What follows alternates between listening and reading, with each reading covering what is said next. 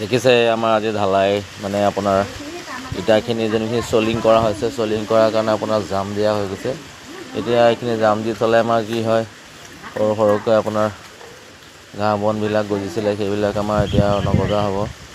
আমাৰ ধুনীয়া আপোনাৰ এটা ভাল হ'ব। তাৰ কাৰণে আমি বালি অলপো আনিছিলোঁ আৰু এইখিনি আনি পেলাই আমি ধুনীয়াকৈ এতিয়া এই মানুহজনে ধুনীয়াকৈ কৰি আছে কামটো আৰু খুবেই ভাল। এতিয়া মানে কি হ'ব, এটলিষ্ট মানে এইখিনি জেগাত ঘাঁহ বনবিলাক আমাৰ কমাই গজিব।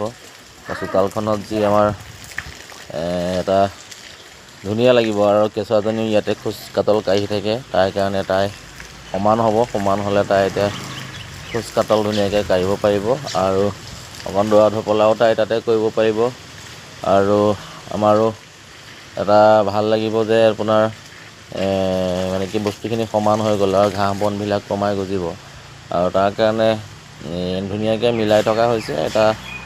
তোমাৰ ধুনীয়াকৈ ঝাৰু দি পেলাই সমান মানে সুমুৱাই দিয়ে আৰু সুমুৱাই দিলে কি হয়, মচলাটো তাত জামটো বহি যাব। বহি গ'লে আমাৰ কি হ'ব, ইটাখিনিত মানে ধুনীয়াকৈ লাগি থাকিব। তেতিয়া আপোনাৰ কিবা ধৰক গাড়ী চাড়ী আমাৰ উঠাই দিলেও তেতিয়া লৰচৰ নকৰে, ধুনীয়াকৈ এটা খাপ খাই থাকিব আৰু খোজ কাটল কাৰোঁতেও ইটাবিলাক যি চুঙাল জোঙাল হৈ থাকে, তাৰ ওপৰত মচলাটো পৰি গ'লে খোজ কাটল কাঢ়িবলৈ অসুবিধা হ'ব।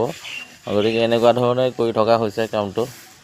বিশেষকৈ আজিতো আপোনাৰ সকলোৱে গম পায় আজি আমাৰ ছানডে, কিন্তু বৰ্তমান আমাৰ বাপতিসাহোন আমাৰ যি বহাগ বিহু আমাৰ আহি আছে ওচৰতে, বেছিদিন নাই আৰু এদিনৰ পিছতে আমাৰ আহি আছে আৰু এদিন সোমবাৰৰ পিছতে আহি আছে আৰু উৰুকা হ'ব। উৰুকা তাৰপিছত আপোনাৰ বিহু আৰু যে এইটো বহাগ বিহু বতৰ, কুলি কেতেকীয়ে ইনালাইছে বিনাইছে আৰু কপৌ ফুলো ফুলিছে। গতিকে ভাল লগা এটা পৰিৱেশ আৰু যেতিয়া অসমৰ সংস্কৃতিৰ মানুহসকলে এই বহাগক বাপতিসাহোন বিহুটিক ধুনীয়াকৈ আদৰে আৰু আদৰি পেলাই পিঠা পনা সকলো বনায় আৰু তাৰ উপৰি হুঁচৰি বা আপোনাৰ বিভিন্ন যি আপোনাৰ বিহু বুলি এটা বিহু নাচ নাচনি এইবিলাক সকলোখিনি তেওঁলোকে কৰে। গতিকে আমাৰো এতিয়া এইখিনি আমাৰো ভাল লাগিছে যে আপোনাৰ আগন্তুক বিহু আহি আছে আৰু আমিও বিহুলৈ এতিয়ালৈকে প্ৰস্তুতি কৰা নাই। লাহে লাহে আমি কৰিবই লাগিব আৰু বিহুৰ প্ৰস্তুতি কৰি বিহুক আমি আদৰিবই লাগিব।